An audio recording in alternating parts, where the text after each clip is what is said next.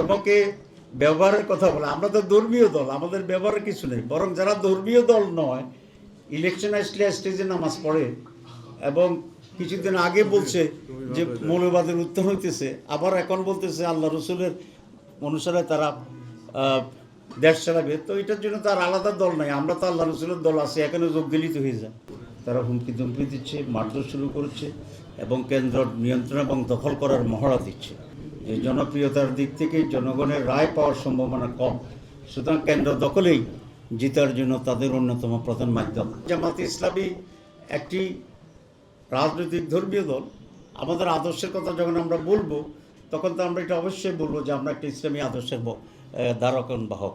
এখানে তো মোড়কের কিছু না, এটা খুব স্পষ্ট এবং আচরণবিধি মেনে আমরা করছি। কমিউনিস্ট পার্টি যখন ভোট চেতে যাবে, তখন তো তারা কমিউনিজমের কথা বলতেই পারে, এটা কি অপরাধ হবে? জাতীয়তাবাদীদের যখন ভোট চাইবে, তারা তো জিয়াউর রহমানের আদর্শের কথা, জাতীয়তাবাদের কথা বলবে, এটাকে জাতীয়তার মোড়কে হবে? সুতরাং এগুলো হচ্ছে একটা বিভ্রান্তিমূলক অপপ্রচার, যেটা মানুষ কিছু বুঝতে পারে না, বিভ্রান্ত হয়।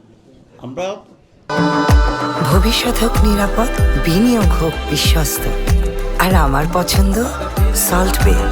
ওয়েলকাম টু সল্ট বে।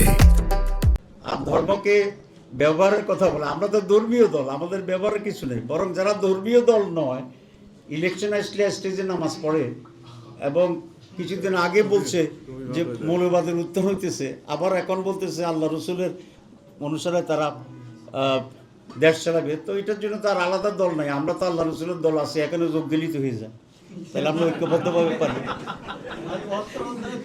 এমন কোনো চুক্তি হিসেবে বলে কারো কাছে কোনো প্রমাণ থাকলে এটা প্রকাশ্যে তারা এটা দেখা, কোনো অসুবিধা নেই। কোনো দেশের সাথে আমাদের কোনো চুক্তি নেই। জামাত ইজ দ্য অনলি পার্টি যাদের ঠিকানা সবসময় অতীতে, বর্তমানে, আগামীতে বাংলাদেশ।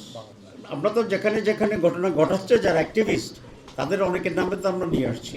কিন্তু আমার কাছে যেটা মনে হয় যে সারা দেশেই এক ধরনের কমন ইনস্ট্রাকশন আছে কিনা জানি না, কারণ nature of activities and nature of attack is almost similar. তারা হুমকি ধমকি দিচ্ছে, মারধর শুরু করেছে এবং কেন্দ্র নিয়ন্ত্রণ এবং দখল করার মহড়া দিচ্ছে প্রকাশ্যেই অনেক জায়গায়। এটাই মনে হচ্ছে আজকে আমাদের প্রতিপক্ষ দলের একটা প্রধান স্ট্র্যাটেজি, যে তারা জানে যে জনপ্রিয়তার দিক থেকে জনগণের রায় পাওয়ার সম্ভাবনা কম, সুতরাং কেন্দ্র দখলেই জিতার জন্য তাদের অন্যতম প্রধান মাধ্যম এবং এই সন্ত্রাসী কর্মকাণ্ডটাকেই তারা অগ্রাধিকার দিয়ে নির্বাচনে সকল বিজয়ের জন্য তারা অগ্রসর হচ্ছে। এখানে আমাদের কথা খুব স্পষ্ট যে নারী পুরুষ যাই হোক, নির্বাচনের সুষ্ঠু পরিবেশ বজায় রাখার জন্য সবাইকে চেষ্টা চালাতে হবে এবং কেউ যদি এভাবে অন্যায়ভাবে ক্ষমতা যাওয়ার চিন্তা করে, তাদের সেটা দুঃস্বপ্ন হবে এবং জনগণ পুনরায় তাদেরকে প্রতিরোধ করবে এবং আন্দোলন সংগ্রাম করেই আবার সেটার পতন ঘটাবে। আমরা এই অনাকাঙ্ক্ষিত পরিবেশ থেকে দেশকে রক্ষা করার জন্য প্রধান দায়িত্ব হচ্ছে সরকারের। তারা এটা ওয়াদাবদ্ধ ওই জাতির কাছে একটা ফেয়ার ইলেকশন করবেন, লেভেল প্লেইং ফিল্ড তারা তৈরি করবেন। কিন্তু আমরা সেখানে ব্যাপক দুর্বলতা দেখছি। আমরা বারবার দৃষ্টি আকর্ষণ করছি সরকারের, ইলেকশন কমিশনের বিভিন্ন জায়গায় অনেক ডিসিএসপিরা প্রকাশ্যে পক্ষপাতিত্ব করছেন। আমরা সেগুলো দৃষ্টি আকর্ষণ করতেছি, কিন্তু ইলেকশন কমিশন এবং সরকার এখানে খুবই দুর্বলতা প্রদর্শন করছেন, তেমন কর্ণপাত করছেন না।